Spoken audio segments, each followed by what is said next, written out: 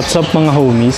So itong bago natin project ngayon, Mitsubishi Expander. So all the way from Cavite pa sila, sir, dinayo pa tayo dito sa Parañaque. So ang nagpabit si sir ng exhaust system. Tapos ang ginamit nating muffler is spoon muffler kasi gusto ni sir magkatunog yung sasakyan ni sir. Kaya ito nirecommend natin. Tapos ito, makikita nyo dito, may mga flanges tayo dyan.